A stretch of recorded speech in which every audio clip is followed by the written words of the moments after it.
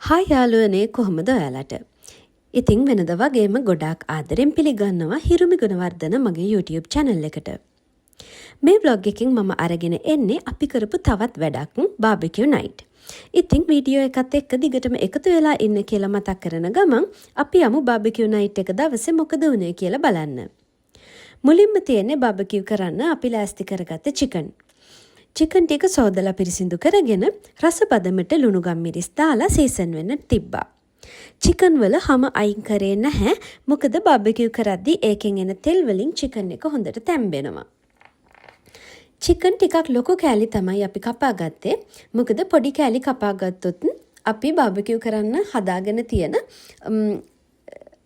උපකරණයෙන් ඒක පහළට වැටෙනවා. ඔයාලට මේ පේන විදියට චිකන් කෑලිවල පිහියෙන් ඉරියඳ ගත්තා. ඉතින් එතකොට ඇතුළට හොඳට ලුණු ගම්මිරිස් රසය උරා ගන්නවා.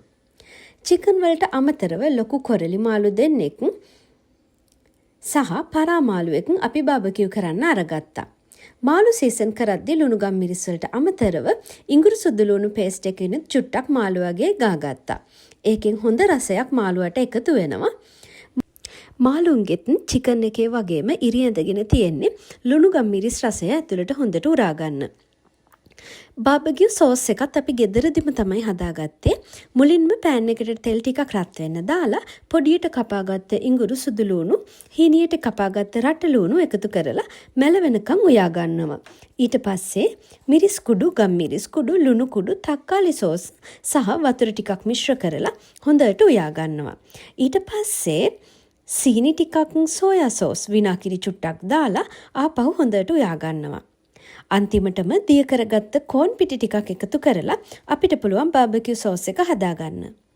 සෝස් එක ටිකක් ඝනට තමයි අපි හදාගත්තේ. ගොඩාක් දියාරුවට හදාගන්නේ නැහැ. කලින් සීසන් වෙන්න තියපු මාළු සහ මස් වල අපි මේ බාබකියු සෝස් එක හොඳට ගා ගන්න ඕනේ. අපි කලින් පිහියෙන් ඉරියඳ ගත්ත තැන්වල මේ බාබකියු සෝස් එක හොඳට ගාන්න ඕන. ඔයාලට මේ පේන්නේ අපි කොහොමද මේ වැඩේ කරේ කියලා. බාබකියු කරද්දී බඩිරිඟු අන්නාසි වගේ දේවලුත් පාවිච්චි කරන්න පුළුවන්. අපිට හැබැයි ඒව නම් ගන්න බැරි වුණා. නමුත් අපි සොසේජස් ටිකකුත් බාබකියු කරන්න හදාගත්තා. සොසේජස් එකටත් මේ සෝස් එකම තමයි භාවිතා කරේ.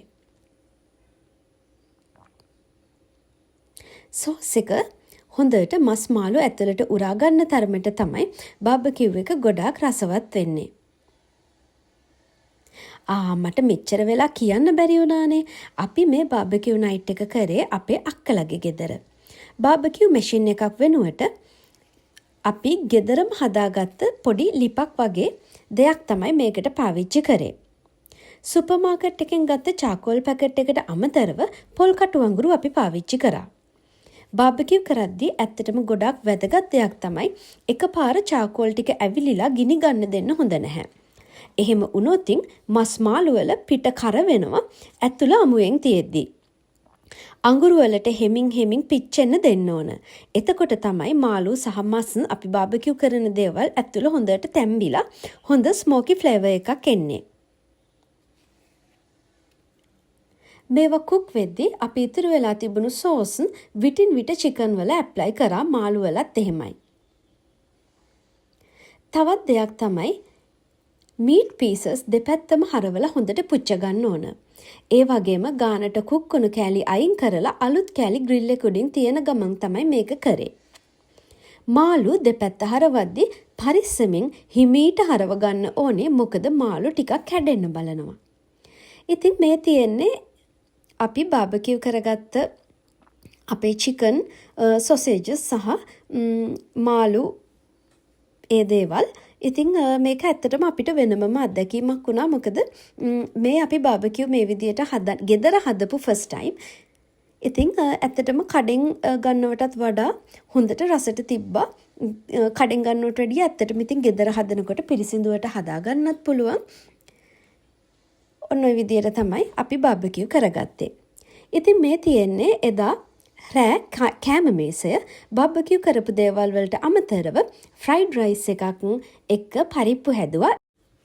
තව පොඩි පිපිඤ්ඤ සලාදෙකුත් හැදුවා. එදා රෑ අපි හැමෝම ගොඩාක් විනෝද වුණා. මුලින්ම මේ විදියට බබාලට කන්න දුන්නා. බාබකියු ටිකත් ඇත්තටම ගොඩාක් රසට තිබුණා.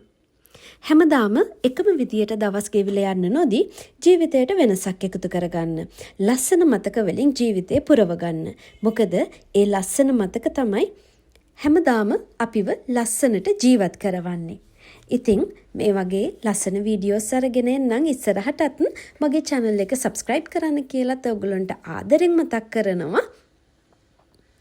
එහෙනම් ගිහිල්ලා එන්නම් හැමෝටම bye bye.